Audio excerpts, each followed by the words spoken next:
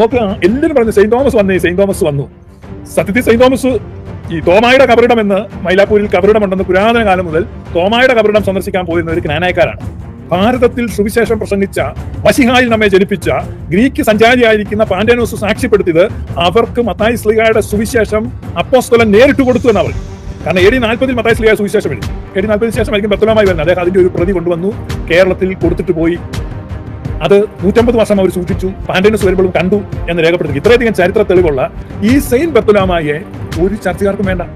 നിശ്ചയമായിട്ടും ഇന്ത്യയുടെ കാവൽ പിതാവ് സെയിന്റ് തോമസ് ആണ്. സെയിന്റ് തോമസിന് ഇന്ത്യയുടെ കാവൽ പിതാവായിട്ട് ഡിക്ലെയർ ചെയ്തത്, അങ്ങനെ കൺസിഡർ ചെയ്തത് സുറിയാനി സഭയാണ്.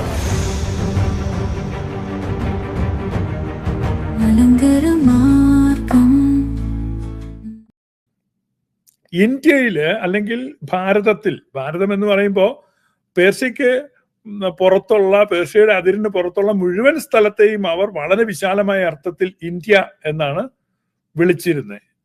ബിയോണ്ട് പേർഷ്യ, ഓൾ റീജിയൻ ആണ് ഇന്ത്യ എന്ന് പറയുന്നത്. ഇന്നത്തെ പൊളിറ്റിക്കൽ ഇന്ത്യ അല്ല എന്ന് നിങ്ങൾ മനസ്സിലാക്കണം. അപ്പൊ ഇവിടെ നമ്മൾ ഏറ്റവും പ്രധാനമായിട്ട് ഈ കേരളത്തിൽ സുറിയാനി ക്രിസ്ത്യാനികളുടെ സാന്നിധ്യം ഉണ്ട് എന്ന് നമ്മൾ അവകാശപ്പെടുന്നതിന്റെ ഏറ്റവും പ്രധാനപ്പെട്ട ഒരു തെളിവായിട്ട് പലപ്പോഴും ഉന്നയിക്കുന്നത് 190 AD 190 പാന്റേനോസ് കേരളത്തിൽ വന്നപ്പോൾ, കേരളം എന്നാൽ ഇന്ത്യയിൽ വന്നപ്പോൾ, അത് കേരളമാണെന്ന് നമ്മൾ അവകാശപ്പെടുകയാണ്. അപ്പൊ ആ അവകാശത്തെ നമ്മൾ മുഖവിലക്കെടുക്കുന്നു, അംഗീകരിക്കുന്നു. അപ്പൊ പാന്റേനോസ് കേരളത്തിൽ വന്നപ്പോൾ മത്തായി ശ്ലീഹായുടെ സുവിശേഷം സുറിയാനി ഭാഷയിൽ കണ്ടു. അതായത് സുറിയാനി ഭാഷയിൽ വിരചിക്കപ്പെട്ട മത്തായി ശ്ലീഹായുടെ സുവിശേഷം, actually gospel of Matthew was originally written in Syriac language. Mathai ശ്ലീഹായുടെ സുവിശേഷം സുറിയാനി ഭാഷയിലാണ് എഴുതപ്പെട്ടത്. പിന്നീട് അത് ഗ്രീക്കിലേക്ക് മൊഴിമാറ്റം ചെയ്യപ്പെട്ടതാണ്. അപ്പം സുറിയാനി ഭാഷയിൽ എഴുതപ്പെട്ട മത്തായി ശ്ലീഹായുടെ സുവിശേഷം താൻ കേരളത്തിൽ കണ്ടു എന്ന് പാന്റേനോസ് എന്ന് പറയുന്ന ഗ്രീക്ക് സഞ്ചാരി രേഖപ്പെടുത്തിയിരിക്കുന്നു. അതെന്നാണ് AD 190 ഓക്കെ. പക്ഷേ അവിടെ വളരെ വ്യക്തമായിട്ട് രേഖപ്പെടുത്തിയിട്ടുണ്ട്, കേരളത്തിലെ ക്രൈസ്തവർ ഒരിക്കലും ഗ്രീക്ക് ആരാധനാ ഭാഷയായിട്ടുള്ളവരായിരുന്നില്ല, ലാറ്റിൻ ആരാധനാ ഭാഷയായിട്ടുണ്ടായിരുന്നല്ല, സുറിയാനി ക്രിസ്ത്യാനികളായിരുന്നു. അത് 3 ആരാധനാ ഭാഷയാണ് പൗരാണികമായിട്ടുണ്ടായിരുന്നത്. അത് സുറിയാനി, ലാറ്റിൻ, ഗ്രീക്ക്. അതിൽ ലാറ്റിനോ ഗ്രീക്കോ ഈ പറഞ്ഞ കേരളത്തിൽ ഉണ്ടായിരുന്നില്ല, സുറിയാനി ഭാഷയായിരുന്നു ഉണ്ടായിരുന്നത്. ഇനി സുറിയാനി ഭാഷയിൽ എഴുതപ്പെട്ട ഒറിജിനൽ മത്തായി ശ്ലീഹായുടെ സുവിശേഷം AD 190, അതായത് കനായി തോമായുടെ സംഘം വന്നു എന്ന് പറയുന്നത് AD 325. അതിന് 135 വർഷം മുമ്പ് കേരളത്തിൽ സുറിയാനി ഭാഷയിൽ മത്തായി ശ്ലീഹായുടെ സുവിശേഷം വായിക്കുന്നവർ ഉണ്ടായിരുന്നു എന്ന് റിട്ടൺ എവിഡൻസ് ആണ്. ഇത് പലപ്പോഴും നമ്മൾ മേനി നടിക്കാറുണ്ട്. പലപ്പോഴും ഇന്ത്യൻ ഓർത്തഡോക്സുകാരുടെ പ്രഭാഷണത്തിൽ ഞാൻ കേട്ടിട്ടുണ്ട്, പാന്റേനോസ് വന്നു, പാന്റേനോസ് കണ്ടു, പാന്റേനോസ് പറഞ്ഞു, പാന്റേനോസ് വന്നു, പാന്റേനോസ് കണ്ടു. ഈ പാന്റേനോസ് ഇവിടെ വന്ന് കണ്ടു മത്തായി ശ്ലീഹായുടെ സുവിശേഷം എന്ന് ആര് പറഞ്ഞു? എവിടെയാണ് പറയുന്നത്? എന്താണ് തെളിവ്? അപ്പൊ പാന്റേനോസ് വന്നത് AD 190 താന് മത്തായി ശ്ലീഹായുടെ സുവിശേഷം കണ്ടു എന്നും ഒക്കെ പറയുന്നുണ്ട്. അപ്പൊ ഇതേപ്പറ്റി രേഖപ്പെടുത്തിയിരിക്കുന്ന ഒരു ഏൻഷ്യന്റ് ബുക്കുണ്ട്, ഒരു പുരാതന ഗ്രന്ഥം. അത് AD 325 നിഖ്യായിൽ നടന്ന സൂനഹദോസിൽ സംബന്ധിച്ച ഒരു ബിഷപ്പ് എഴുതിയ ഒരു പുസ്തകമാണ്. AD 325 നിഖ്യാ സുനോദോസിൽ പങ്കെടുത്ത ഒരു ബിഷപ്പ്, അതായത് യൂസേബിയോസ് എന്നാണ്. ഇദ്ദേഹം എഴുതിയ പുസ്തകത്തിൽ AD 325 നിഖ്യാ 4-ാം നൂറ്റാണ്ടിൽ എഴുതപ്പെട്ട ഈ ഗ്രന്ഥം, ഞാൻ അതിന്റെ ഒരു പേജ് റെലവന്റ് പേജ് നിങ്ങൾക്ക് കാണാം, ഇപ്പോൾ സ്ക്രീനിൽ നിങ്ങൾക്ക് കാണാം. അപ്പൊ ആ പേജിൽ നിങ്ങൾ നോക്കുക, അവിടെ ഇപ്പൊ കണ്ടോ, നിങ്ങൾക്ക് ഇവിടെ വായിക്കാം. ഞാനിപ്പോ അത് ഇച്ചിരി വലുപ്പപ്പെടുത്തുകയാണ്. At that time, a man very famous for his learning named Pantaenos had charge of the life of the faithful in Alexandria, for from ancient custom a school of sacred learning existed among them. This school has lasted on to our time, and we have heard that it is managed by men powerful in their learning and zeal for divine things. But tradition says that at that time, Pantaenos was especially eminent, and that he had been influenced by the philosophic system of those called Stoics. They say that he showed such a zeal in his warm disposition for the divine word that he was appointed as a herald for the gospel of Christ to the heathen in the east, and was sent as far as India. For indeed there were until Then many evangelists of the word who had forethought to use installed seal on the apostolic model for the increase and the building up of the divine word. One of these was Pantanos, and it is said that he went to the Indians. And the tradition is that he found there that among some of those there who had known Christ, the gospel according to Matthew had preceded his coming. അദ്ദേഹത്തിന്റെ ആഗമനത്തിന് മുൻപ് തന്നെ മത്തായി ശ്ലീഹായുടെ സുവിശേഷം അവിടെ ഉണ്ടായിരുന്നു, അവിടെ എത്തിച്ചേർന്നിരുന്നു. കണ്ടോ, അതിൽ ആശ്ചര്യകരമായിട്ട് എഴുതിയിരിക്കുകയാണ്. And the tradition is that he found there that among some of those there who had known Christ, the gospel according to Matthew had preceded his coming. For Bartholomew, one of the apostles, had preached to them and had left them the writing of Matthew in Hebrew letters, which was preserved until the time mentioned. പാന്റേനോസ് കേരളത്തിൽ വന്ന് original സുറിയാനി ഭാഷയിൽ എഴുതപ്പെട്ട മത്തായി ശ്ലീഹായുടെ സുവിശേഷം കണ്ടു. മത്തായി ശ്ലീഹായുടെ സുവിശേഷം വായിച്ചിരിക്കുന്നവർ പാന്റേനോസിനോട് പറഞ്ഞു, യേശു ക്രിസ്തുവിന്റെ ശിഷ്യനും അപ്പോസ്തലനുമായ ബർത്തലോമായി ഇവിടെ വന്ന് സുവിശേഷത്താൽ ഞങ്ങളെ ജനിപ്പിച്ചു. ഈ പാന്റേനോസിന്റെ കഥ ഉദ്ധരിക്കുന്നവർ ഇത് പറയുന്നില്ല. പാന്റേനോസ് പറഞ്ഞിരിക്കുന്നത് ഇവിടെയുള്ളവരെ സുവിശേഷം പറഞ്ഞ് മശിഹായിൽ ജനിപ്പിച്ചത് ബർത്തലോമായി ആണ്. Saint Bartholomai, son apostle of Jesus Christ, 12 ഒരുവനായ ബർത്തലോമായി ആണ് കേരളത്തിൽ ആദിമ ക്രൈസ്തവരെ മശിഹായിൽ ജനിപ്പിച്ചത്. തെളിവാണ് ഞാൻ കാണിച്ചത്. അത് AD 190 പാന്റേനോസ് അലക്സാണ്ട്രിയൻ സ്കൂളിൽ ഓറൽ ട്രഡീഷൻ ആയിട്ടും in writing and oral tradition രണ്ടും പറഞ്ഞിരിക്കുകയാണ്. അപ്പൊ വാമൊഴി പാരമ്പര്യത്തിലും ലിഖിത പാരമ്പര്യത്തിലും ഈ ചരിത്രം വിരചിതമാണ്. അതിനെ 4-ാം നൂറ്റാണ്ടിൽ യൂസേബിയോസ് എടുത്തുദ്ധരിക്കുകയാണ്. അപ്പോ ഭാരതത്തിൽ വിശേഷിച്ച് കർണാടകയിലും മഹാരാഷ്ട്രയിലും പ്രവർത്തനങ്ങൾ, ബർത്തലോമായുടെ പ്രവർത്തനങ്ങൾ ഉണ്ടായിട്ടുണ്ട്. അപ്പോസ്തലൻ, ഭാരതത്തിന്റെ അപ്പോസ്തലൻ എന്ന് കറയില്ലാതെ സംശയം കൂടാതെ ഉറപ്പായിട്ട് വിളിക്കാൻ പറ്റുന്ന ഒരു പേരാണ് സെയിന്റ് ബർത്തലോമായി. അപ്പൊ നിങ്ങൾ പലപ്പോഴും ഓർക്കും അപ്പോസ്തലന്മാരോട് ഇവർക്ക് ഭയങ്കര സ്നേഹമാണ്, കൂറാണ്, താല്പര്യമാണ്, വിധേയത്വമാണ്. ഒന്നുമില്ല. കാരണം ഭാരതത്തിൽ സുവിശേഷം പ്രസംഗിച്ച, മശിഹായിൽ നമ്മെ ജനിപ്പിച്ച ഗ്രീക്ക് സഞ്ചാരിയായിരിക്കുന്ന പാന്റേനോസ് സാക്ഷ്യപ്പെടുത്തിയത് അവർക്ക് മത്തായി ശ്ലീഹായുടെ സുവിശേഷം അപ്പോസ്തലൻ നേരിട്ട് കൊടുത്തു എന്നാ പറയും. കാരണം AD 40 മത്തായി ശ്ലീഹായ സുവിശേഷം എഴുതി. AD 40 ശേഷമായിരിക്കും ബർത്തലോമായി വരുന്നത്. അദ്ദേഹം അതിന്റെ ഒരു പ്രതി കൊണ്ടുവന്നു കേരളത്തിൽ കൊടുത്തിട്ട് പോയി. അത് 150 വർഷം അവർ സൂക്ഷിച്ചു. പാന്റേനോസ് വരുമ്പോഴും കണ്ടു എന്ന് രേഖപ്പെടുത്തി. ഇത്രയധികം ചരിത്ര തെളിവുള്ള ഈ സെയിന്റ് ബർത്തലോമായിയെ ഒരു ചർച്ചക്കാർക്കും വേണ്ട. ഞാനിത് പറയുന്നത് ഇനി വേണം പെന്തക്കോസുകാർക്ക് എടുക്കാം. കാരണം പെന്തക്കോസുകാർ ഇപ്പം അല്ലെങ്കിൽ നോക്കുക, എല്ലാവരും പറഞ്ഞു സെയിന്റ് തോമസ് വന്നു. സത്യത്തിൽ സെയിന്റ് തോമസ് ഈ തോമായുടെ കബറിടം എന്ന് മൈലാപ്പൂരിൽ കബറിടമുണ്ടെന്ന് പുരാതന കാലം മുതൽ തോമായുടെ കബറിടം സന്ദർശിക്കാൻ പോയിരുന്ന ഒരു ക്നാനായക്കാരാണ്. അവിടെ മൈലാപ്പൂരിൽ ക്നായ് തോമായുടെ കബറിടമാണെന്നാണ് ക്നാനായക്കാർ പുരാതന കാലത്ത് വിശ്വസിച്ചിരുന്നത്. പിന്നീട് പോർച്ചുഗീസ് ആഗമനത്തിന് ശേഷമാണ് അത്തരത്തിലുള്ള പാരമ്പര്യങ്ങൾക്കും വിശ്വാസങ്ങൾക്കും പാഠഭേദം സംഭവിച്ചത്. അപ്പൊ അത് നമ്മുടെ ഒരു വിഷയമല്ല. നമ്മളിപ്പോ ഇവിടെ പറയുന്നത് ബർത്തലോമായുടെ ഭാരത സന്ദർശനം, ബർത്തലോമായി ഭാരതത്തിൽ മശിഹായിൽ നമ്മെ ജനിപ്പിച്ചു. അപ്പൊ ഇവിടെ ഭാരതത്തിന്റെ മണ്ണിൽ സുവിശേഷം പ്രസംഗിക്കുകയും ഭാരതത്തിൽ മശിഹായിൽ നമ്മെ ജനിപ്പിക്കുകയും മത്തായി ശ്ലീഹായുടെ സുവിശേഷം നമുക്ക് നൽകിയിട്ട് പോവുകയും ചെയ്ത ഒരു അപ്പോസ്തലനുണ്ട്. യേശുക്രിസ്തുവിന്റെ അപ്പോസ്തലൻ, 12 ഒരുവനായ സെയിന്റ് ബർത്തലോമായി.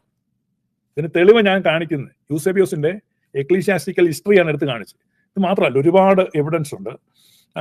ഏൻഷ്യന്റ് എവിഡൻസസ്, റെഫറൻസസ് ഈ ബർത്തലോമായി വന്നു സന്ദർശിച്ചു എന്നുള്ളതിനെ പറ്റി ധാരാളം തെളിവുകളുണ്ട്. മാർട്ടിയർഡം ഓഫ് ബർത്തലോമായി എന്ന ഒരു പുസ്തകമുണ്ട്. Martyrdom of ബർത്തലോമായി. അതിൽ അദ്ദേഹം നടത്തിയ പ്രസംഗങ്ങളെക്കുറിച്ചും ചെയ്ത അത്ഭുതങ്ങളെക്കുറിച്ചും പറയുന്നുണ്ട്. അതുപോലെ ഇതെല്ലാം 4-ാം നൂറ്റാണ്ടിലൊക്കെ ഉള്ള പുസ്തകങ്ങളായിട്ടോ, അല്ലാതെ സമീപകാലത്ത് ആരെങ്കിലും ഇന്ദ്രപ്രസവ ഹോട്ടലിനകത്ത് വീഡിയോ വലിച്ചിരുന്ന് എഴുതിയ കഥയൊന്നുമല്ല. മനോരമയുടെ ഓഫീസിൽ കുത്തിയിരുന്ന് എഴുതിയ കഥയല്ല. ഏൻഷ്യൻ ടെക്സ്റ്റുകളാണ് ഉദ്ധരിക്കുന്നത്.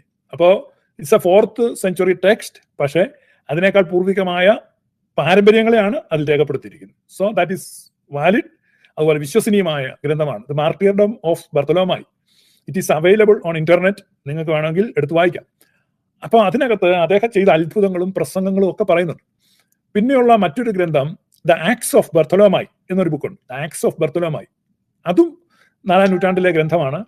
അതിനകത്ത് വളരെ വിശദമായിട്ട് അദ്ദേഹം ഇന്ത്യയിൽ വന്നപ്പോൾ ഒരു ക്ഷേത്രത്തിൽ വലിയൊരു ഡീമൺ ഇൻഫ്ലുവൻസ് ചെയ്ത ഒരു ക്ഷേത്രമായിരുന്നെന്നും അദ്ദേഹം ശാസിച്ചപ്പോൾ ആ ഡീമൺ അവിടുന്ന് വിട്ടുപോയെന്നും അങ്ങനെ അനുഗ്രഹങ്ങൾക്കായും രോഗസൗഖ്യത്തിനായും ആയിരക്കണക്കിന് ആളുകൾ ആ ക്ഷേത്രത്തിൽ തടിച്ചുകൂടിയെന്ന് അവരുടെ എല്ലാം കേൾക്കെ ഈ ഡീമന്റെ അശരീരി അവിടെ മുഴങ്ങി, ഇതാ ദൈവത്തിന്റെ അപ്പോസ്തലൻ എത്തിയിരിക്കുന്നു, അദ്ദേഹം നിങ്ങളെ സുഖപ്പെടുത്തും എന്ന് പറഞ്ഞതായിട്ടും രേഖപ്പെടുത്തിയിട്ടുണ്ട്. എന്ന് പറഞ്ഞാൽ വളരെ വലിയ അത്ഭുതങ്ങളും അടയാളങ്ങളും വീര്യപ്രവൃത്തികളും ഒക്കെ കൊണ്ട് വളരെ മുഖരിതമായ ഒരു പ്രേക്ഷിത യാത്ര ബർത്തലോമായി ഇന്ത്യയുടെ ഉൾഗ്രാമങ്ങളെ ഇളക്കി മറിച്ചുകൊണ്ട് നടത്തിയിരുന്നു. അപ്പൊ അതിന്റെ ഫലമായിട്ട് ഈ പറഞ്ഞ കേരളത്തിലും തമിഴ്നാട്ടിലും കർണാടകയിലും മഹാരാഷ്ട്രയിലും എന്ന് പറഞ്ഞാൽ ഈ വെസ്റ്റേൺ സീബോർഡിൽ മുഴുവൻ അദ്ദേഹം വലിയ പ്രവർത്തനം നടത്തി എന്നതാണ് യാഥാർത്ഥ്യം. ഈ ആക്ട്സ് ഓഫ് ബർത്തലോമായിൽ നിന്ന് ഞാൻ 2 വാചകം വേണേ വായിക്കാൻ. നിങ്ങൾക്ക് ആ ബുക്ക് അവൈലബിൾ ആണ്. യു ക്യാൻ റീഡ് ബൈ യുവർ സെൽഫ്. And Bartholomew prayed, and immediately the idol was shattered, and all that were in the temple fled for fear. And many believed and were baptized, and they brake their idols in pieces and turned unto the living God. അനേകർ വിശ്വസിക്കുകയും അനേകർ മാമോദിസ സ്വീകരിക്കുകയും അവർ തങ്ങളുടെ വിഗ്രഹങ്ങളെ വെട്ടിക്കീറി കളയുകയും ജീവനുള്ള ദൈവത്തിലേക്ക് തിരിയുകയും ചെയ്തു. ഇത് ആക്ട്സ് ഓഫ് ബർത്തലോമായി ആണ് ഇന്ത്യയിൽ സംഭവിച്ചു എന്ന് രേഖപ്പെടുത്തിയിരിക്കുന്നതാണ്.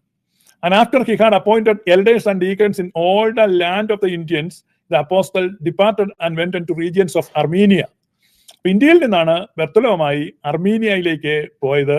അപ്പൊ ഇന്ത്യയിൽ മശിഹായിൽ നമ്മെ ജനിപ്പിച്ചത് യേശുക്രിസ്തുവിന്റെ അപ്പോസ്തലനായ ബർത്തലോമായി ആണെന്നും ഇന്ത്യയിലെ പ്രേക്ഷിത പ്രവർത്തനത്തിന് ശേഷമാണ് താൻ അർമീനിയയിലേക്ക് പോയതെന്നും അവിടെ അതിനുശേഷമാണ് താൻ ജീവനോടെ ദഹിപ്പിക്കപ്പെടുകയെന്നും ജീവനോടെ തന്നെ അഗ്നിക്കിരയാക്കുകയും അതിനുശേഷം അദ്ദേഹത്തിന്റെ ശിരസ് അറുത്തു മാറ്റുകയും ചെയ്തു എന്നുള്ളതാണ് നമ്മൾക്ക് അദ്ദേഹത്തിനെ പറ്റി അറിയാൻ കഴിയുന്നത്. അപ്പോൾ ഈ അപ്പോസ്തലൻ സ്ലീഹായും സഹതായുമായ ബർത്തലോമായിയാൽ വിശ്വാസത്താൽ ജനിപ്പിക്കപ്പെട്ടവരാണ് ഇവിടുത്തെ പൂർവിക ക്രൈസ്തവർ.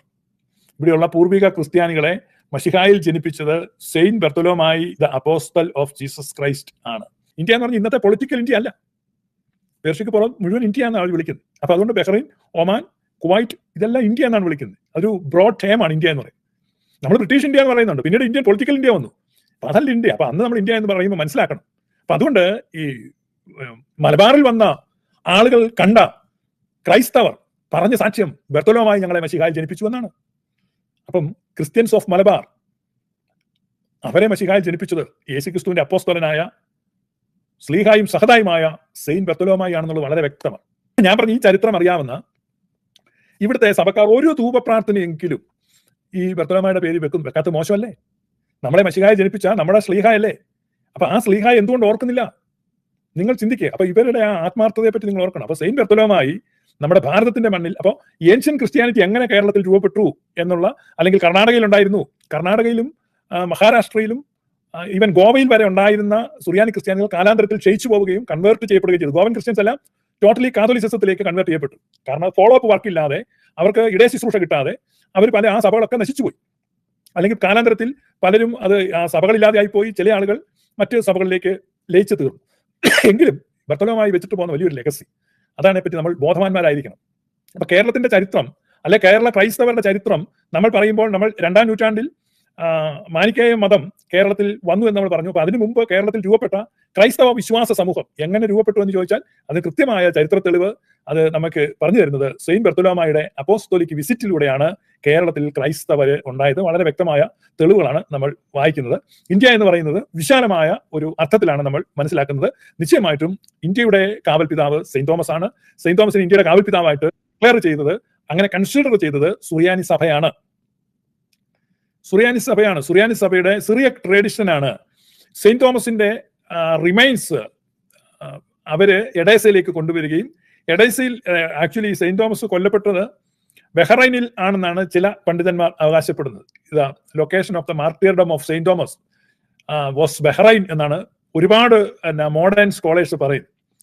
അവര് പറയുന്നത് ഈ ബഹ്റൈനിൽ നിന്ന് എഡേസയിലേക്ക് 500 കിലോമീറ്റർ ദൂരമേ ഉള്ളൂ. അത് വളരെ എളുപ്പം അവർക്ക് കടൽ മാർഗം ബോഡിലി റിമൈൻസ് കൊണ്ടുപോകാൻ എളുപ്പമായിരുന്നു. എന്നാൽ ബഹ്റൈനിലെ ക്രിസ്ത്യൻ പ്രസൻസ് ഇന്നും അവിടെയൊക്കെ എക്സ്കവേഷൻ നടത്താൻ അവിടുത്തെ സർക്കാരുകൾ വിസമ്മതിക്കുകയാണ്, ഭരണാധികാരികൾ വിസമ്മതിക്കുകയാണ്. കുവൈറ്റിലും ബഹ്റൈനിലും അതുപോലെ തന്നെ അബുദാബിയിലും ഒക്കെ അടുത്തിടെ നടന്ന ഉത്ഖനനങ്ങളിൽ ധാരാളം ക്രിസ്ത്യൻ മൊണാസ്ട്രികളുടെയും പുരാതന പള്ളികളുടെയും ഒക്കെ ശേഷിപ്പുകൾ പൊങ്ങി വരുമ്പോൾ അവർ ഭയപ്പെടുന്നുണ്ട്. അതുകൊണ്ട് സ്വതന്ത്രമായ വ്യാപകമായ ഒരു എക്സ്കവേഷനോ എക്സ്പെഡിഷനോ ഒന്നും അവര് അനുവദിക്കുന്നില്ല.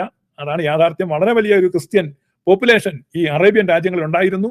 അറേബ്യൻ രാജ്യങ്ങളിൽ ഇന്ന് നമ്മൾ കാണുന്ന സുഖജീവിതത്തിന്റെയും മണിമാളികളുടെയും ഒക്കെ കീഴിൽ ഞെരിഞ്ഞമർന്ന കൊല്ലപ്പെട്ട ക്രൈസ്തവരുടെ നിലവിളി ശബ്ദം നമുക്ക് ശരിക്കും മണ്ണിൽ കാതോർത്ത് വെച്ചാൽ കേൾക്കാൻ പറ്റുമെന്നാണ് പറയുന്നത്. അതുകൊണ്ട് ഗൾഫിലുള്ളവർ നിലത്ത് ഇങ്ങനെ കാത് വെച്ച് കാതോർത്താൽ കേൾക്കാൻ പറ്റുമെന്ന് പറഞ്ഞു, ഏങ്ങലടികളും കരച്ചിലുകളും അവരുടെ പ്രാർത്ഥനയുടെ ശബ്ദവും ഒക്കെ. അതുപോലെ വലിയ രക്തരൂഷിതമായിരിക്കുന്ന അടിച്ചമർത്തലും കൂട്ടക്കൊലപാതകങ്ങൾ ഒക്കെ നടന്നിട്ടാണ് ഇന്നത്തെ രീതിയിൽ അത് ഇസ്ലാമൈസ് ചെയ്തതെന്നാണ് പറയപ്പെടുന്നത്. ഏതായാലും ബഹ്റൈനിൽ വെച്ച് ഈ മാർത്തോമാ ശ്ലീഹ രക്തസാക്ഷിയായെന്നും അദ്ദേഹത്തിന്റെ ബോഡി കൊണ്ടുപോയതെന്നും മോഡേൺ സ്കോളേഴ്സ് പലരും അഭിപ്രായപ്പെടുന്നുണ്ട്. ഒരു കാര്യം ഉറപ്പാണ്, ഇന്ത്യ എന്ന് പറഞ്ഞാൽ അത് പൊളിറ്റിക്കൽ ഇന്ത്യ അല്ല, അത് ബ്രിട്ടീഷ് ഇന്ത്യ അല്ല, അത് വിശാല അർത്ഥത്തിൽ അവർ ഉപയോഗിച്ചിരുന്ന ഒരു ഇന്ത്യയാണ്. മലബാറിന്റെ തീരത്ത് പാന്റേനൂസ് കണ്ട ക്രൈസ്തവർ മത്തായി ശ്ലീഹയുടെ യേശു ക്രിസ്തുവിന്റെ അപ്പോസ്തലനായ ബർത്തലോമായി വിശ്വാസത്തിൽ ജനിപ്പിച്ചു. അപ്പൊ ഇനി പാന്റേനോസിന്റെ കഥ പറയുന്നവർ ഇതും കൂടെ പറയണം, അല്ലെങ്കിൽ അതൊരു അവിശ്വസ്തതയാകും. ഒരു കാര്യം ഉദ്ധരിക്കുമ്പോൾ പൂർണ്ണമായിട്ട് ഉദ്ധരിക്കണം. അതുകൊണ്ട് നിങ്ങൾ ഒരു കാര്യം മനസ്സിലാക്കുക, പാന്റേനോസ് കേരളത്തിൽ വന്നു എന്നും AD 190 ക്രൈസ്തവരെ കണ്ടു എന്നും അവരുടെ കയ്യിൽ മത്തായി ശ്ലീഹയുടെ സുവിശേഷം സുറിയാനി ഭാഷയിൽ ഉണ്ടായിരുന്നു എന്നും പറഞ്ഞിട്ടുള്ളത് എവിടെയാണ്? യൂസേബിയോസിന്റെ സഭാചരിത്രം 3-ാം അധ്യായം 22-ാമത്തെ വാക്യമത്തിലാണ് അത് രേഖപ്പെടുത്തിയിരിക്കുന്നത്. അവിടെ അദ്ദേഹം എഴുതിയിരിക്കുന്നത് തങ്ങളെ ബർത്തലോമായി എന്ന അപ്പോസ്തലൻ മശിഹായിൽ ജനിപ്പിച്ചു എന്നാണ്. ബർത്തലോമായി എന്ന അപ്പോസ്തലന്റെ ഓർമ്മ ശാശ്വതമാകട്ടെ, അനുഗ്രഹമാകട്ടെ. അർമീനിയൻ സഭക്കാർ മാത്രമാണ് ബർത്തലോമായെ ഓർക്കുന്നതെന്നുള്ള ഒരു ധാരണ വിട്ടിട്ട് നമ്മളും ശരിക്കും യുക്തമായിട്ട് അദ്ദേഹത്തെ അനുസ്മരിക്കേണ്ടവരാണ്. നമ്മുടെ പൂർവ്വപിതാക്കളെ മശിഹായിൽ ജനിപ്പിച്ചത് സെയിന്റ് ബർത്തലോമായി എന്ന അപ്പോസ്തലനാണ്. അതുകൊണ്ട് സെയിന്റ് ബർത്തലോമായെ ഗ്ലോറിയസ് ഗോസ്പൽ ഔദ്യോഗികമായിട്ട് അനുസ്മരിക്കുകയാണ്. ഭാരതത്തിന്റെ അപ്പോസ്തലനാണ്. പ്രത്യേകിച്ച് മലങ്കരയിൽ മശിഹായിൽ നമ്മെ ജനിപ്പിച്ച പരിശുദ്ധ പിതാവാണ്. ആ ബർത്തലോമായുടെ പ്രാർത്ഥന നിങ്ങൾക്കെല്ലാം കോട്ടയായിരിക്കട്ടെ.